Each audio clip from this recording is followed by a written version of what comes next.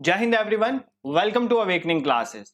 हमने एक MCQ cum revision series start करी थी जिसमें 2 लेक्चर हमने ऑलरेडी कर लिए। अपने फर्स्ट लेक्चर में हमने प्रीएम्बल के एमसीक्यूज को रिवाइज करा था। सेकंड लेक्चर में हमने फंडामेंटल राइट्स को रिवाइज करा था। आज के इस लेक्चर में हम directive principles of state policy को रिवाइज करेंगे जो आपके सिलेबस में इंडियन कॉन्स्टिट्यूशन में क्लियरली मेंशन है। सेकेंड थिंग इज डैट अभी आपने देखा होगा चीफ सेक्रेटरी सर ने एक कमेटी फॉर्मेशन के लिए कहा है जो एक सिलेक्शन कमेटी होगी जिसका काम होगा कि रिक्रूटमेंट प्रोसेस को फास्ट ट्रैक पे करवाया जाए। तो बहुत जल्द एग्जाम कैलेंडर आने वाला है और एग्जाम कैलेंडर आते ही एग्जाम्स भी बहुत जल्दी कंडक्ट करवाए जाएंगे। ये चीज आपको क्लियर होनी चाहिए, इसीलिए मैंने ये सीरीज स्टार्ट करी है और आप भी अभी से पढ़ना स्टार्ट कर दें क्योंकि बाद में आपको टाइम बचने वाला नहीं और रिवीजन आपके लिए बहुत इंपॉर्टेंट रोल प्ले करेगी फॉर क्रैकिंग योर एग्जाम। तो बिना टाइम वेस्ट करे आज के इस लेक्चर को स्टार्ट करते हैं। The very first question is under the Indian constitution concentration of wealth is the violation of. हमारे भारत के संविधान में कंसंट्रेशन ऑफ वेल्थ मतलब जो वेल्थ है वो एक जगह पे कंसंट्रेट ना करे, मतलब सिर्फ अमीर लोगों के पास ही वेल्थ ना हो। मतलब ऐसा नहीं है कि कुछ बहुत गरीब हो जाए कुछ बहुत अमीर हो जाए, एक इक्वल डिस्ट्रीब्यूशन रहे वेल्थ की। ये कहां पर बोला गया है? क्या ये राइट टू इक्वलिटी में बोला गया है, directive principle of state policy में बोला गया है, राइट टू फ्रीडम है, या कंसेप्ट ऑफ वेलफेयर? पहला तो ये है कि अगर आपने डायरेक्टिव प्रिंसिपल अच्छे से पढ़े होंगे तो आपको पता होगा ये एक directive principle of state policy है। आर्टिकल 39 जो है डायरेक्टिव प्रिंसिपल्स में 39C में ये लिखा गया है कि कंसंट्रेशन ऑफ वेल्थ नहीं होनी चाहिए। वेल्थ एक ही कुछ लोगों के पास सिर्फ वेल्थ नहीं होनी चाहिए, वेल्थ इक्वली डिस्ट्रीब्यूट होनी चाहिए। ठीक है, तो ये एक डायरेक्टिव प्रिंसिपल है, ये आपको समझ आ गया। अगर आपको बाई चांस ये चीज नहीं भी आती थी तब भी आप इस क्वेश्चन को अटेम्प्ट कर सकते थे। अब किस तरह से अटेम्प्ट करना होता है वो ध्यान से समझो। पहले हम थोड़ा डीपीएसपी को देख लेते हैं। डीपीएसपी क्या है? ये पहली बात, ये कुछ इंस्ट्रूमेंट ऑफ इंस्ट्रक्शन है, कुछ इंस्ट्रक्शंस हैं जो कॉन्स्टिट्यूशन ने गवर्नमेंट को दी गई हैं कि आपने इस तरह से लॉज बनाने। ठीक है, पहली बात तो ये नॉन जस्टिसेबल है, ये आपने याद रखना है। अगर कोई इनके अकॉर्डिंग लॉ नहीं बन रहा है तो आप ऐसा नहीं है कि आप कोर्ट में चले जाओगे और बोलोगे इसके अकॉर्डिंग कोई लॉ बनाया जाए, तो ये नॉन जस्टिसेबल है। पहली चीज आपने ये याद रखनी है। सेकेंड थिंग इज दैट ये हमारे कॉन्स्टिट्यूशन में पार्ट 4 में है, ये आपने याद रखना है। कहां पर है? पार्ट 4 में। और कौन कौन से आर्टिकल इनके साथ डील करते हैं? देखो, फंडामेंटल राइट्स हमने कल पढ़ा था 12 से लेकर 35 तक थे, उसके बाद यही आते हैं 36 से लेकर 51 तक। 36 से 51 तक हमारे क्या है? Directive principles of state policy. Next thing is that ये हमने कहां से लिए? हमने आयरलैंड के कॉन्स्टिट्यूशन से लिए, मतलब आयरिश कॉन्स्टिट्यूशन से लिए। अब आयरलैंड ने खुद कहां से लिए? स्पेनिश कॉन्स्टिट्यूशन से। देखो, हमें एग्जाम में अगर पूछेगा हमने कहां से लिए तो हमने आयरलैंड से लिए, आपने ये याद रखना है। आयरलैंड ने कहां से लिए आप याद रख सकते हो, बट एग्जाम में इसका पूछने के चांसेस इतने ज्यादा नहीं है। ठीक है, आई होप आपको डीपीएसपी के बारे में समझ आया होगा। अब यहां पर इस क्वेश्चन में देखते हैं, अगर आपको सपोज करो ये नहीं आता था कि 39C में डायरेक्टिव प्रिंसिपल है कि कंसंट्रेशन ऑफ वेल्थ नहीं होनी चाहिए, अब फिर भी आप इसको कर सकते हैं। देखो, राइट टू इक्वालिटी हमने कल पढ़ा फंडामेंटल राइट है। ठीक है, अगर कंसंट्रेशन ऑफ वेल्थ आपका फंडामेंटल राइट होता तो आप चले जाते कोर्ट में कि अंबानी के पास इतना ज्यादा पैसा क्यों है। ठीक है, आप कोर्ट में चले जा सकते थे। इसका मतलब यह है कि फंडामेंटल राइट नहीं है, ऐसे भी आप गेस कर सकते हैं। राइट टू फ्रीडम भी ये फंडामेंटल राइट है, फंडामेंटल राइट नहीं है। कंसेप्ट ऑफ वेलफेयर तो है, वेलफेयर प्रमोट होगा, बट डायरेक्ट लिंक इस क्वेश्चन का डायरेक्टिव प्रिंसिपल से। तो कई बार हम ऑप्शंस की हेल्प से भी क्वेश्चन को कर सकते हैं। क्वेश्चन देख के सिंपली अगर आपको नहीं आता हो तो क्वेश्चन को लीव नहीं करना चाहिए, थोड़ा दिमाग लगा के जो कुछ पढ़ा हो उसको वहां पर अप्लाई भी करना चाहिए। देखो, एग्जाम निकालना सिर्फ हार्ड वर्क का काम नहीं है, वो स्मार्ट वर्क भी होता है। आप उस दिन 2 घंटे में किस तरह से क्वेश्चन को डील करते हो। ठीक है, नेक्स्ट क्वेश्चन पे मूव करते हैं। Which of the following aspects of Indian constitution was described by doctor B R Ambedkar as novel feature? तो डॉक्टर बी आर अम्बेडकर ने किसको नोवेल फीचर कहा गया है इंडियन कॉन्स्टिट्यूशन का? डायरेक्टिव प्रिंसिपल्स को कहा गया, फंडामेंटल ड्यूटीज, प्रीएम्बल्स को, या फंडामेंटल राइट्स को? तो directive principles of state policy को क्या कहा गया है? Novel future of Indian constitution. ये चीज आपने याद रखनी है। और किसने कहा है? डॉक्टर बी आर अम्बेडकर ने। देखो, मैंने आपको कल भी एक क्वेश्चन दिया था, आपने उसका कमेंट बॉक्स में आंसर नहीं दिया। ऐसे प्रिपरेशन नहीं होती। आपको जो क्वेश्चन दिया जाता है आपने उसका कमेंट बॉक्स में आंसर देना है, इससे वो चीज आपको लॉन्ग टाइम के लिए याद रहती है। यही मेरा मकसद होता है क्वेश्चन देने का, और आपकी भी इन्वॉल्वमेंट दिखती है। तो आपने उन क्वेश्चन के आंसर जरूर देने। जैसे आज मैं आपको क्वेश्चन दे रहा हूं कि फंडामेंटल राइट्स को क्या क्या बोला जाता है। ठीक है, जैसे डायरेक्टिव प्रिंसिपल को नोवेल फीचर बोला गया, इसी तरह फंडामेंटल राइट्स को क्या क्या बोला जाता है ये आपने मुझे कमेंट बॉक्स में बताना है। ठीक है, नेक्स्ट क्वेश्चन पे मूव करते हैं। The idea of welfare state in the Indian constitution is enshrined in it. तो वेलफेयर स्टेट का आइडिया किस में बताया गया? वेलफेयर स्टेट होती है एक ऐसी स्टेट, एक ऐसी गवर्नमेंट, ऐसी कंट्री जहां पर सबका वेलफेयर देखा जाए, मतलब वहां पर गरीबों को उठाया जाए, और सबके अमीरों के बराबर लाया जाए, ये एक वेलफेयर स्टेट का। देखो हमारी गवर्नमेंट कितनी वेलफेयर स्कीम्स चलाती है, ठीक है, तो वो सारी गवर्नमेंट स्कीम भी वेलफेयर स्टेट को प्रमोट करने वाला पार्ट है। ये कहां पर बोला गया कि इंडिया की एक वेलफेयर स्टेट होनी चाहिए? प्रीएम्बल में बोला गया है, डायरेक्टिव प्रिंसिपल्स में बोला गया है, फंडामेंटल राइट्स में या 7 शेड्यूल में। तो basically directive principles of state policy जो है, स्टेट को इंस्ट्रक्शन दी गई है, वो यही इंस्ट्रक्शन दी गई है कि स्टेट को एक वेलफेयर, गवर्नमेंट को एक वेलफेयर स्टेट बनाना है इंडिया को, ठीक है, जहां पर हर आदमी का विकास हो, ठीक है, ये चीज आपने याद रखनी है। नेक्स्ट क्वेश्चन पे मूव करते हैं। Which are the following is not a directive principle of state policy? ये तो सिंपल क्वेश्चन है, अगर आपने पढ़ा हुआ है डायरेक्टिव प्रिंसिपल तो क्लियर हो जाएगा। इनमें से कौन सी डायरेक्टिव प्रिंसिपल नहीं है?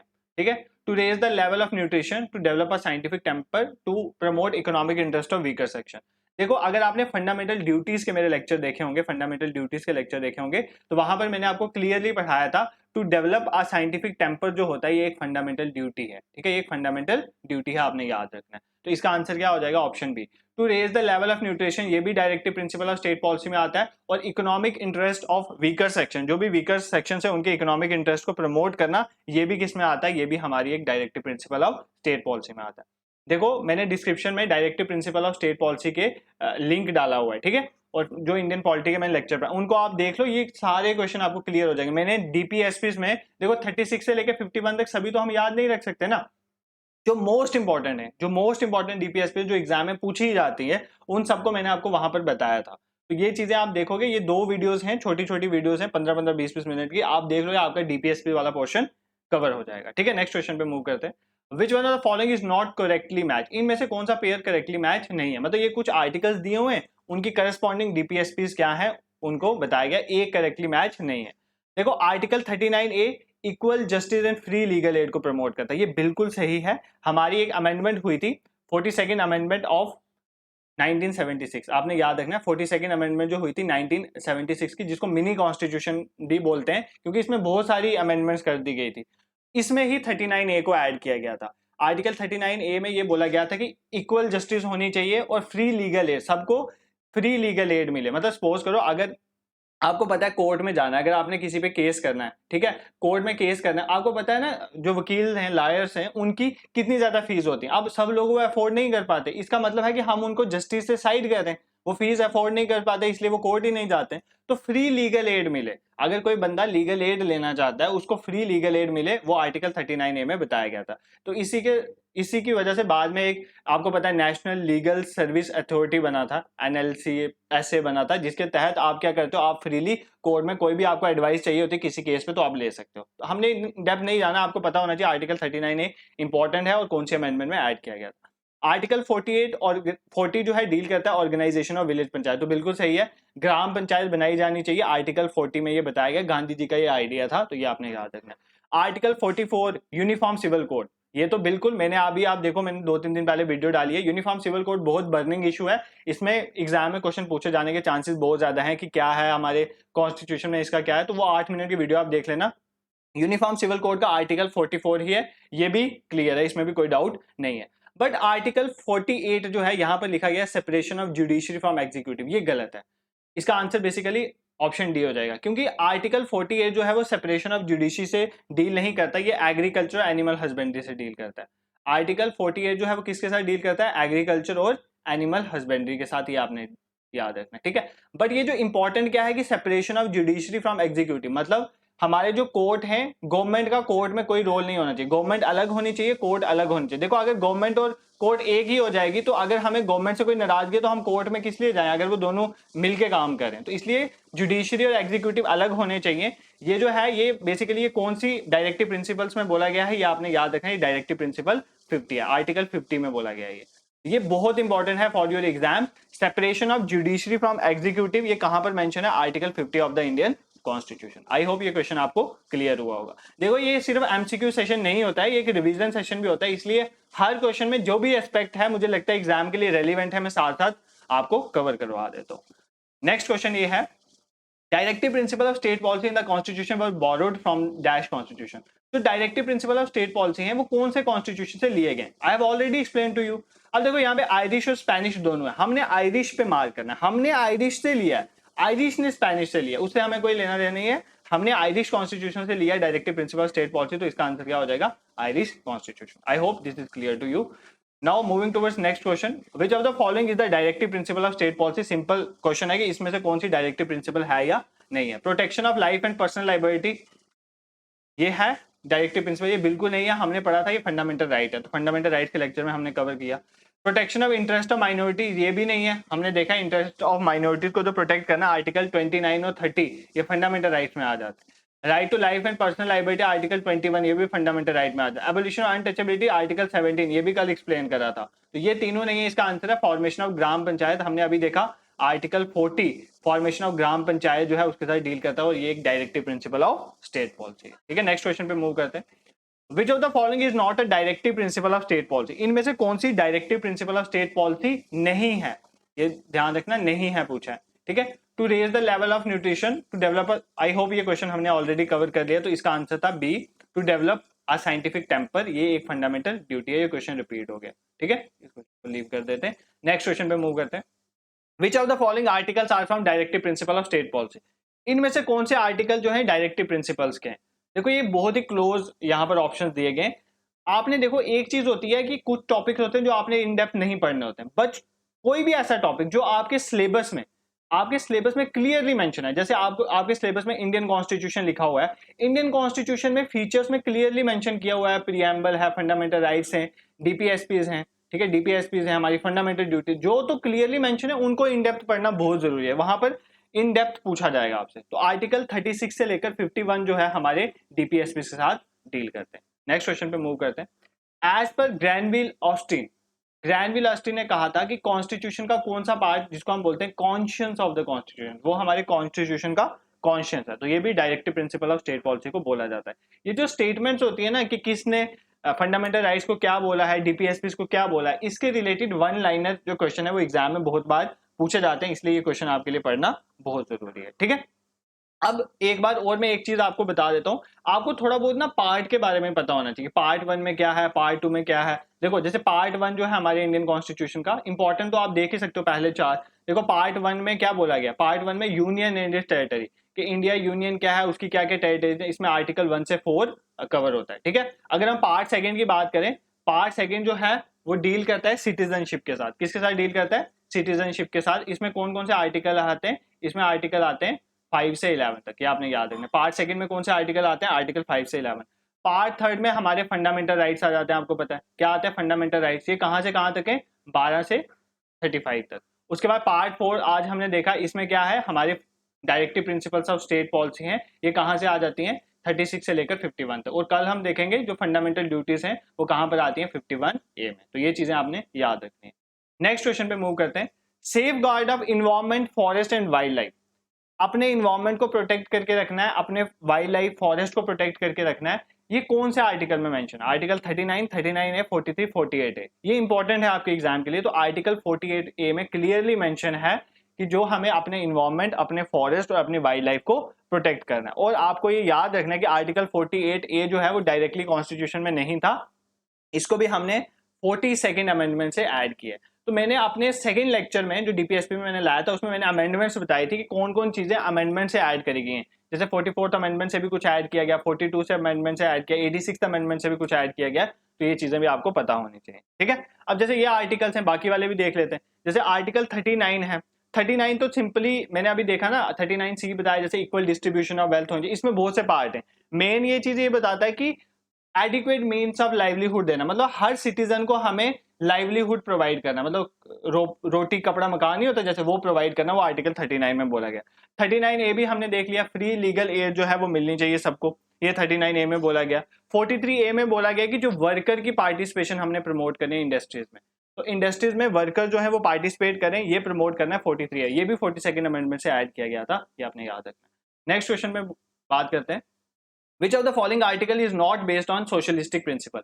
इनमें से कौन सा आर्टिकल है जो सोशलिस्टिक प्रिंसिपल के बेसिस में नहीं है? सोशलिस्टिक प्रिंसिपल, अब देखो ये कंसेप्ट आपके लिए एक नया कंसेप्ट है। देखो क्या है, हमारा जो डीपीएसपी है ना, हम उसको 3 पार्ट में डिवाइड करते हैं। देखो क्लियरली हमारे कॉन्स्टिट्यूशन में मेंशन नहीं है कि मतलब हमारी डीपीएसपी कुछ लिबरल हैं, ठीक है, कुछ क्या होते हैं गांधीयन हैं, ठीक है, कुछ क्या है सोशलिस्टिक है।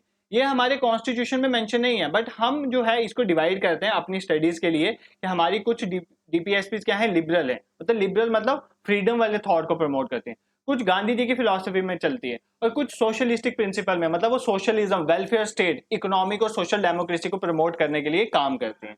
अब एग्जाम में पूछा जाता है कि कौन सी सोशलिस्टिक प्रिंसिपल के बेसिस में, कौन सी गांधीयन के बेसिस में, कौन सी लिबरल के बेसिस में, तो वही है, इसमें से कौन सा आर्टिकल जो है वो सोशलिस्टिक प्रिंसिपल के बेसिस में नहीं है।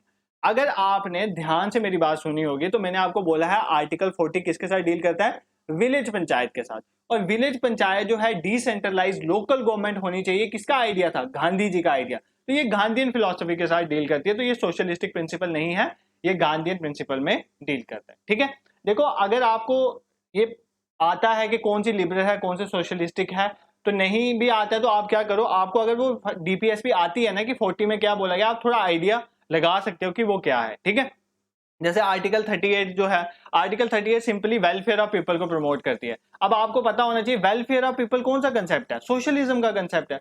आर्टिकल 39 में हमने देखा, चाहे 39 हो, लीगल एड फ्री मिलनी चाहिए, सारा सोशलिज्म को प्रमोट करता है। आर्टिकल 41 की अगर हम डील करें, 41 कहता है कि अनएम्प्लॉयमेंट हो गया जैसे, ठीक है, राइट टू वर्क सबको होना चाहिए, अनएम्प्लॉयमेंट को खत्म करना, ये भी एक सोशलिज्म का कंसेप्ट है। ठीक है, जहां पर गांधी जी के विचार दिखे ना तो वो गांधीयन आ जाएगा, जहां पर लिबरल विचार देखें, लिबरल विचार में जैसे अभी हमने देखा इन्वायरमेंट, फॉरेस्ट और वाइल्ड लाइफ को हमने प्रोटेक्ट करना, वो एक लिबरल सोच है, तो वो लिबरल में आ जाएगा। तो इस तरह से आपने क्वेश्चन को अटेम्प्ट कर।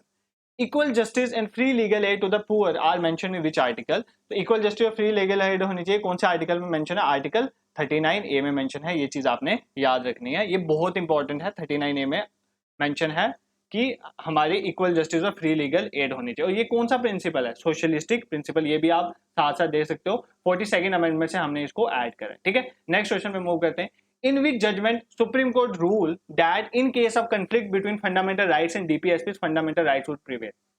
देखो फंडामेंटल राइट्स और डीपीएसपी में हमेशा पंगा रहता है, पंगा ये है कि फंडामेंटल राइट्स बढ़े या डीपीएसपी बढ़े। ठीक है, इसमें मैंने आपको बताया था वहां पर पूरा कि सबसे पहले चंपाकम देवराजन केस में क्या हुआ, फिर गोलकनाथ केस में क्या हुआ, केशव नंदा भारती केस में मिनर्वा मिल के। अगर मैं ये वापस समझाऊंगा तो बहुत लेंदी हो जाएगा, इन शॉर्ट बता देता हूँ कि जो पहला केस था ना चंपाकम देवराजन के, उसमें बोला था कि फंडामेंटल राइट्स और डीपीएसपी में अगर कहीं पे विवाद हो रहा है तो वहां पर फंडामेंटल राइट जो है वो प्रिवेल करेगा, मतलब फंडामेंटल राइट एग्जिस्ट करेगा।